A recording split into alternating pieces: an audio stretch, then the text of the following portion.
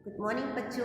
Class 9th में विज्ञान की क्लास में बच्चों आप सबका स्वागत है। बच्चों मैं उम्मीद करती हूँ कि आप मेरा वीडियो रोज़ देखते होंगे और ऑनलाइन भी अभी कुछ पहले से ज़्यादा बच्चे आने लगे हैं। मतलब मे बी ठंड है तो इतना मॉर्निंग कम बच्चे आ पाते हैं, तो कोई बात नहीं। अगर कोई बच्चा लाइव नहीं आ पाता है तो ये रोज़ के रोज़ मेरे वीडियो देख लिया करो। और ये जो मेरा लेसन है जो मैं पढ़वा रही हूँ, लेसन नंबर 13, बहुत ही आसान लेसन है।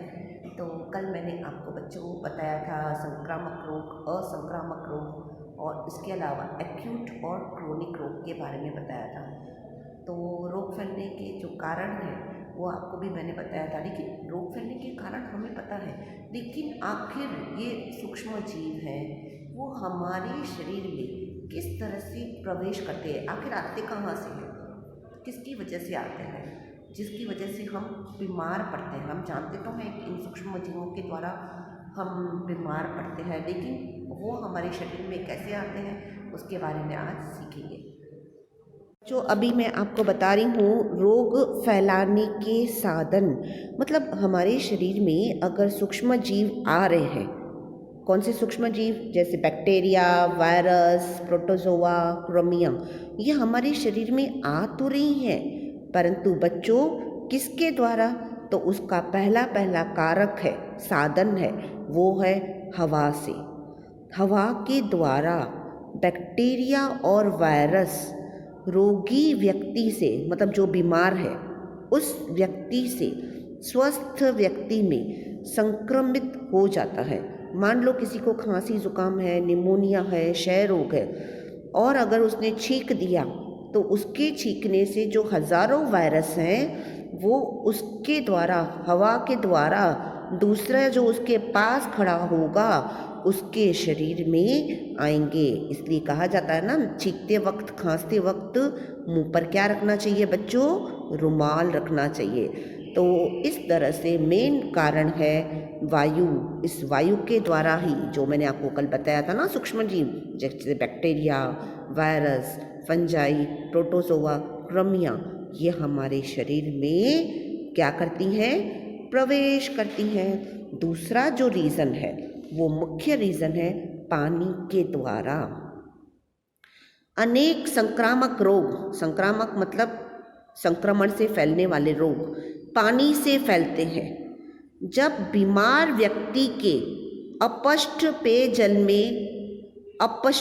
पेयजल में मिल जाते हैं तो कोई स्वस्थ व्यक्ति जाने अनजाने उसे पी लेता है। मान लो कोई बीमार है व्यक्ति, उसने अपना जूठा ग्लास रख दिया और भूल से किसी ने वो धोया नहीं और उसका उपयोग कर लिया, तो जो सूक्ष्म जीव है उसके शरीर में प्रविष्ट हो जाते हैं। किसके द्वारा?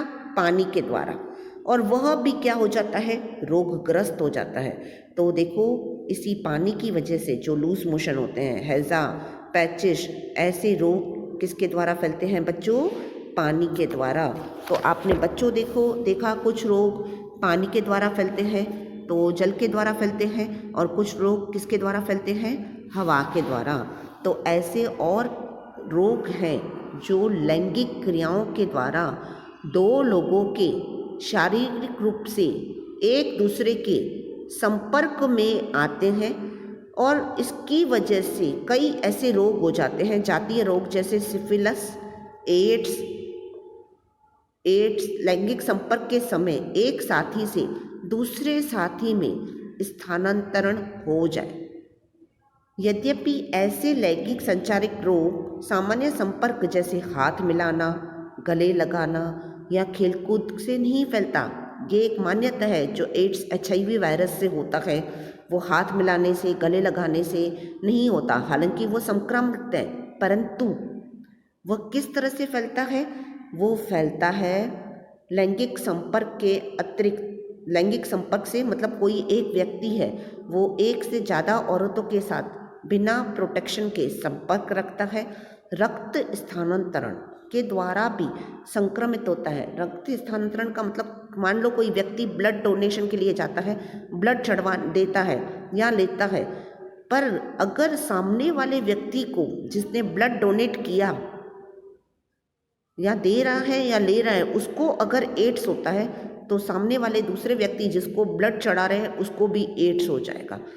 तो जैसे एड्स से ग्रस्त व्यक्ति का रक्त स्वस्थ व्यक्ति को स्थानांतरण किया जाए। अब आप कहोगे कि अगर एड्स है तो उसने तो टेस्ट करवाई होगी। नहीं, कई लोग ऐसे होते हैं जो HIV टेस्ट नहीं करवाते हैं और उनको इतने वो लक्षण भी नहीं दिखाई पड़ते हैं। एक्चुअली पता है बच्चों, ये एड्स का जो रोग होता है उसमें पता 3-4 महीनों के बाद चलता है। तो अगर कोई मान लो एक व्यक्ति है जिसको एड्स है, उसने 4 महीने उसको पता नहीं था कि मुझे एड्स हो गया है, उसने अपना ब्लड डोनेट कर दिया, लेकिन 3 महीनों के बाद उसको पता चलता है मुझे एड्स है।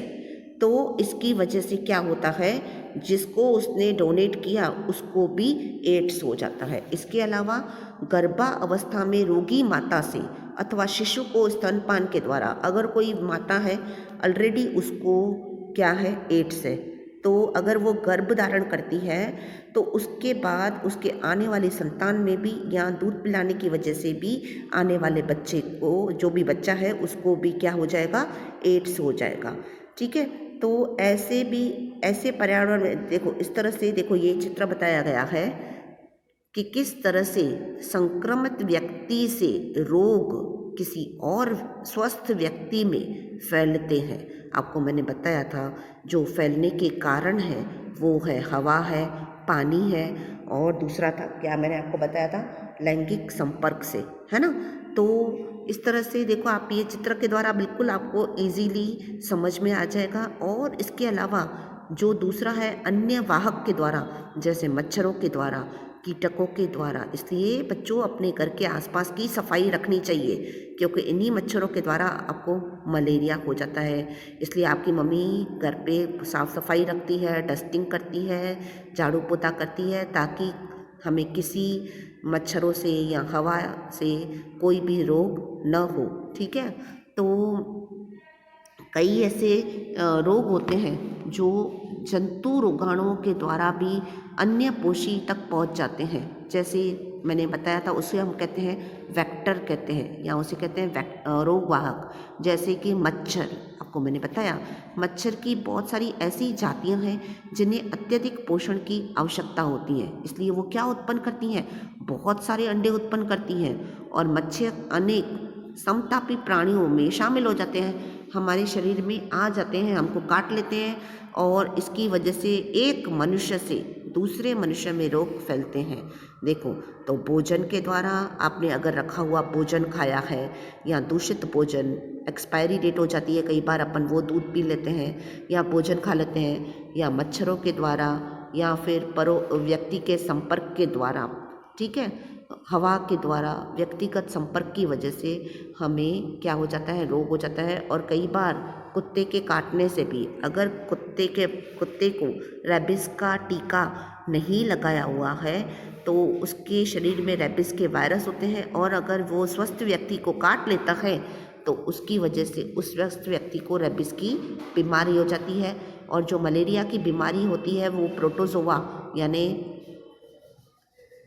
एक प्रोटोजोआ किस में होता है, एक मच्छर में होता है। कौन सा मच्छर, मादा एनोफिलिस मच्छर, उसके द्वारा स्वस्थ व्यक्ति में आ जाता है। तो बच्चों, अगर कोई आपको कहे कि रोग फैलने के कौन से साधन हैं, तो आप कहोगे रोग फैलाने के जो साधन हैं वो है वायु से, पानी से, लैंगिक संपर्क से, और वेक्टर का मतलब कुछ जंतु रोगाणुओं को, यानी बीमारी को रोगी से लेकर अन्य तक लेके जाते हैं, यानी मच्छर एक स्थान से फिर दूसरे स्थान तक पहुंचाते हैं, उन्हें हम कहते हैं रोगवाहक।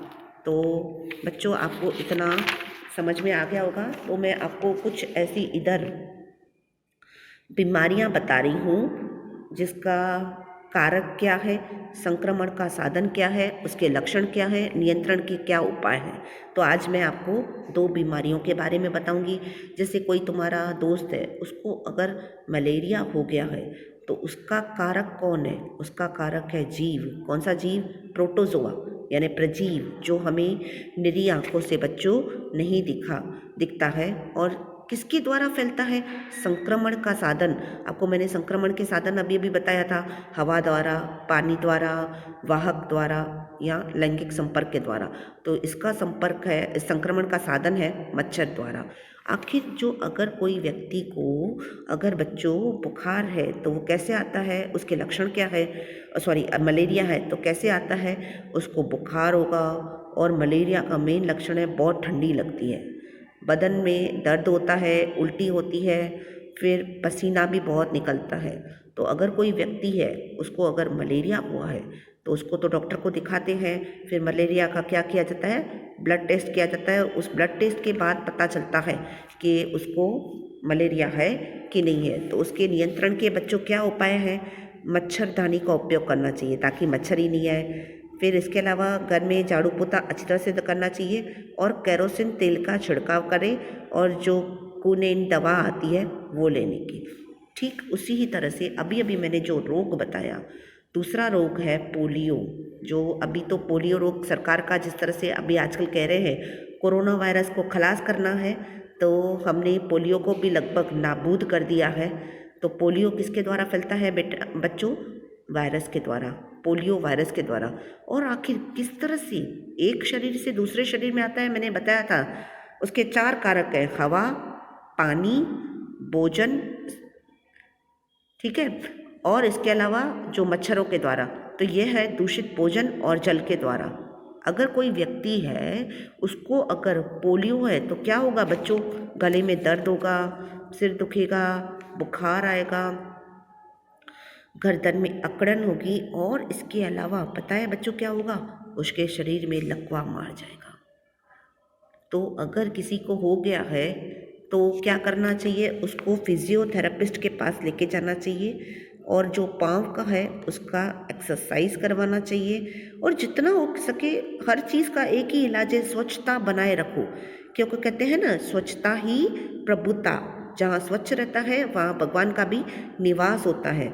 उसी तरह से कहते हैं ना जितना तुम क्या रखोगे, हेल्दी रहोगे, तो हेल्थ इज़ वेल्थ, यानी जितना तुम स्वस्थ रहोगे तो उतना तुम्हारा जीवन अच्छा रहेगा। तुम्हें सब कुछ जैसे वेल्थ मिल जाएगी, मतलब सब मिल गया, जी खुश जहान खुश। और अगर तुम्हारा क्या कहते हैं तुम्हारी हेल्थ अच्छी है तो तुम्हारे को सब चीज़ अच्छी लगेगी। अगर हेल्थ अच्छी नहीं है तो कुछ भी अच्छा नहीं लगेगा। तो पोलियो के ड्रॉप्स पिलाने चाहिए, OPV मतलब ओरल पोलियो वायरस। तो इस तरह से बच्चों ये मैंने 2 रोगों के बारे में आपको बताया, मलेरिया और पोलियो। कल मैं और रोगों के बारे में बताऊंगी और रोग फैलने के साधन के बारे में बताया। अब तक के लिए इतना ही। Bye bye, take care.